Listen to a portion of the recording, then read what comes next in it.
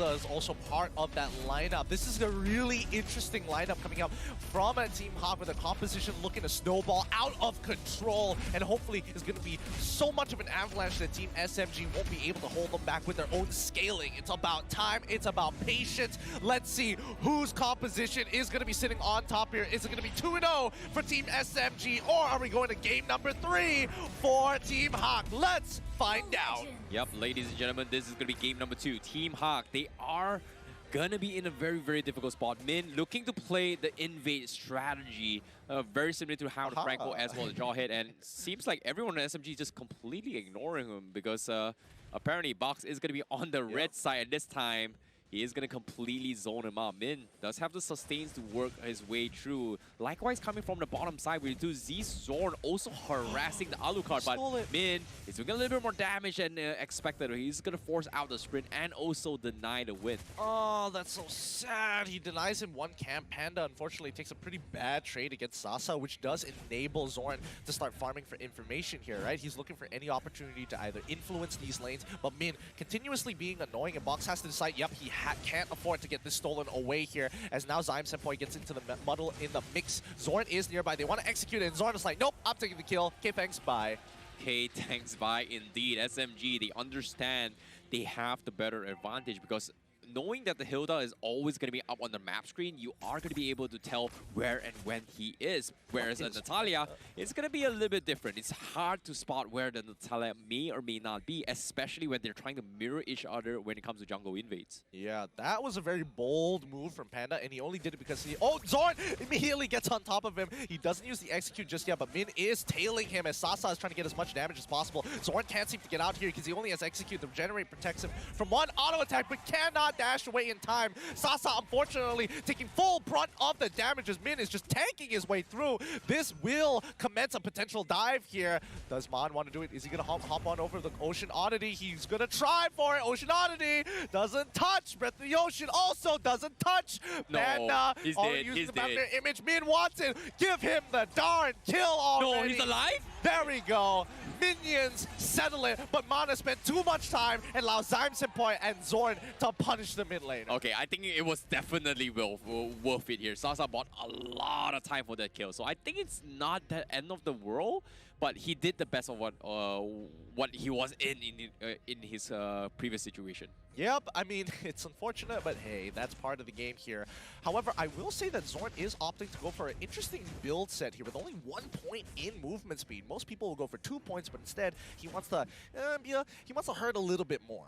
Yeah, that's something that I think a lot of people do kind of just remove 1 point just because it gives a little bit more in terms of value. But hold that thought for now because Gary is going to get caught off, and that is a big slap coming from SMG, and Zorn gets another one. That's going to be 2 times. Mon died 2 times in a row. And that is huge for Zorn because the king of emotes is back. He is back. He's been saving his execute for that one very big moment, but let's cut back to Zyme Senpai actually making a really good play. Min actually chasing Zorn. Wow, he's going to chase him down. Unfortunately, it's Zyme Senpai of all people. And with the yin-yang overturn tells him, nope, get out of here. Not interested. A little bit of an error coming from Min when it comes to hero targeting. He auto-attacked his passive on Zyme Senpai. You hate to see that moments, but a little bit of error, but at the same time, at least he tried. Sasa, however, showing himself a little bit too early, and that is going to be Min trying to go for the fight, but Sasa is going to die to his life, maybe. Oh no, he flickers out, he survives. The rough wave he forces the rough waves, and Mon now going to be caught out of position, and Sasa like a crazy madman. No way, they trade 2 for 2. He ends up dying. It's going to be Box up against Gary. Gary is up by 1 level as he's been power farming this whole time. What a bait coming out from Sasa, walking out first to take the damage to allow his team to do the rest. Good movement so far, but now they need to start playing catch up.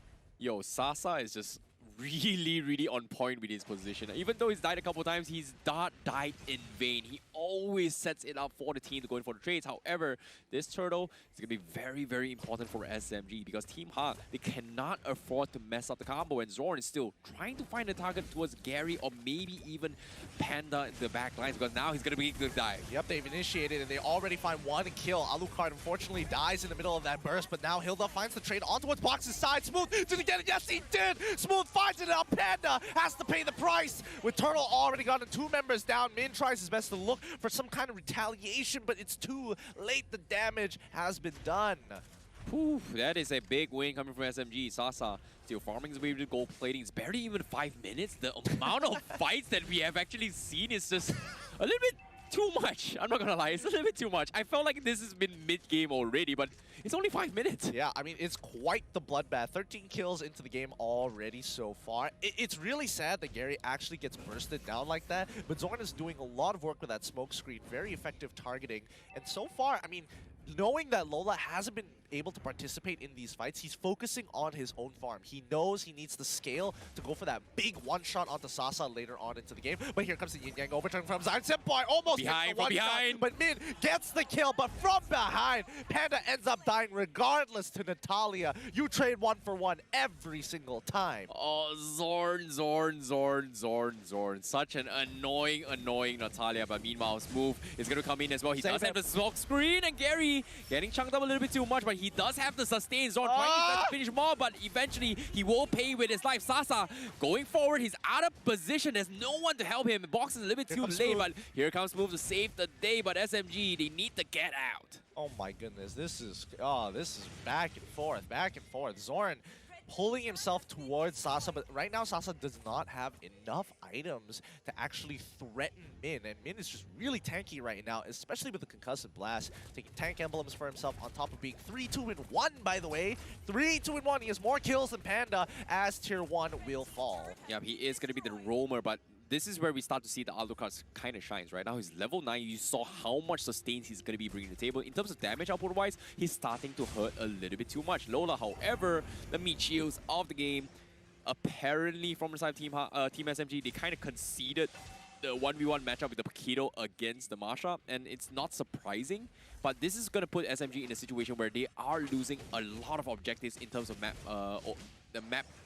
presence right now. I'm speaking of map presence right now. This turtle's being contested, and it's, well, it's a 5v3. It's not looking too good here. Team SMG has position of flank, so they're going to back off, allow aggro to reset before... Wait, Natalia's going down bottom side. It looks like they want to give this up here. They could get a tier 1, but right now Lola on top of Zion Senpai disarms him. They're going to give up this turtle as Sasa taking this time to chunk out these tankier members, and that should be tier 1 bottom side gone, but Panda goes in on top of Zion Senpai with a blazing threat. Almost gets him! Oh! So very close with the yin-yang overturn, but they are sitting on top of the clone to punish him. Panda dies, tier 1 falls, and Team SMG, but despite not getting the turtle, gets more gold. Yo, that was a little bit crazy plays coming from Zion Senpai. He flickered away, and he tried to re-engage to try and burst Panda down before dying, but he didn't die eventually because the clone was the one that caught him off guard. But Zorn just doing an absolute work onto his Team HAQ. Meanwhile, Team HAQ, they've got to figure a way to dissect it because we haven't seen too much of Box. Box has been a little bit off in sync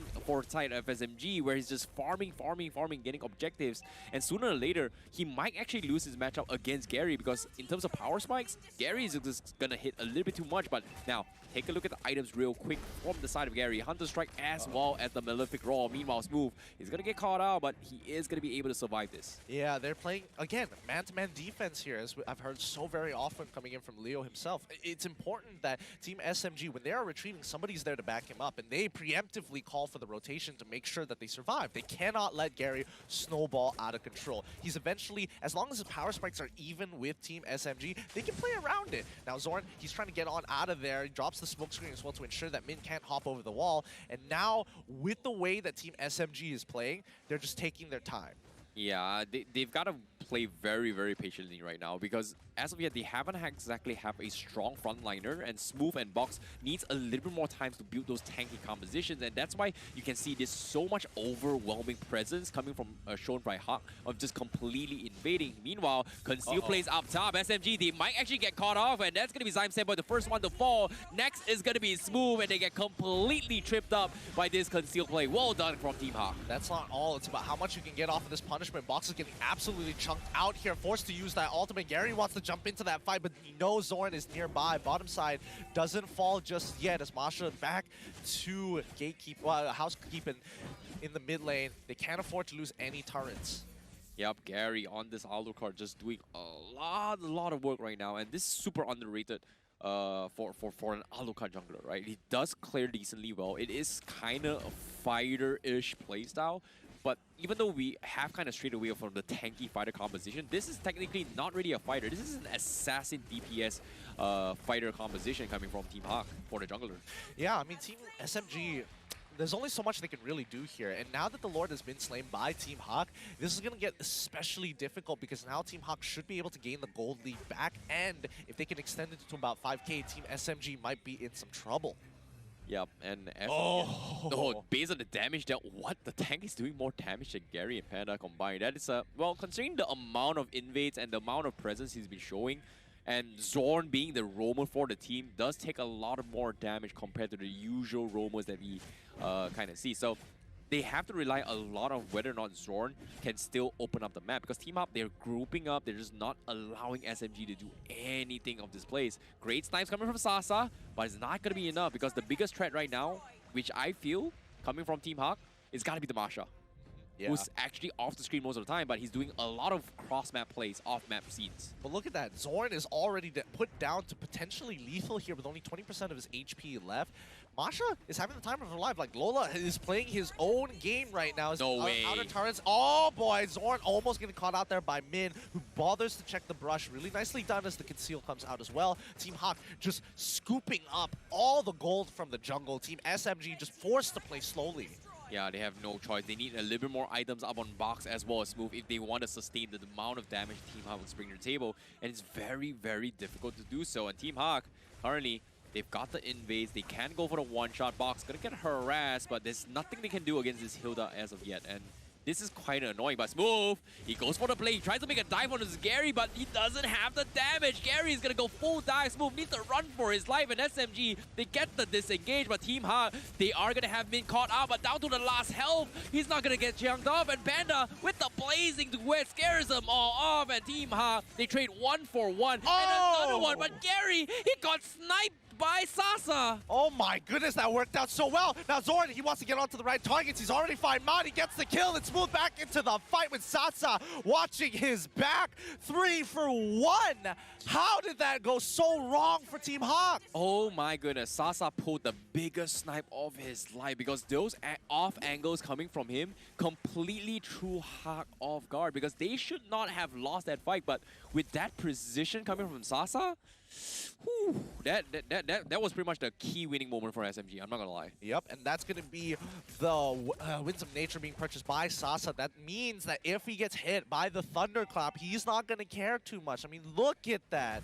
He already has the Twilight Armor as well as Sky Guardian Tyrant coming in from Lola. He has more than enough HP to really hurt a squishy marksman right now. But considering how everything went, inhibitor turrets still up, outer turrets are gone. Team SMG somehow wins that trade. Team HAQ have to be a little more careful here. Yeah, I like how Panda is opting to go a little bit more defensive. He's got the Brute Force Blast Plate and potentially going for a value steel bow. Most likely it's going to be either a Blade Armor or maybe even a Dominance Ice for him, because that's a little bit less damage, a little bit overkill in terms of tanky, but it makes sense considering that he needs to tank Sasa's burst. So that's something that he may consider getting a little bit more, but as of yet, Team HAQ, once again, they've got control of the Lord Pit, and Team SMG, they're looking for the fight. Sasa already in position from afar. Zorn also going to be the backlines, trying to take a jab onto his potentially Man or Panda, but they are still baiting this out coming from SMG. Zorn has the flank though, and this is an important moment here for Team SMG. They just have to bait out the ultimates and then look to re-engage after they take out Gary. It's getting close. Are they going to pull the trigger? Box, he does see where Lola is going to be. He's popping his ultimate. He wants to get into the middle of that that fight to steal this away. 50-50. No! They get hit by the breath of the ocean. A killing spree coming out for Zorn, but a shutdown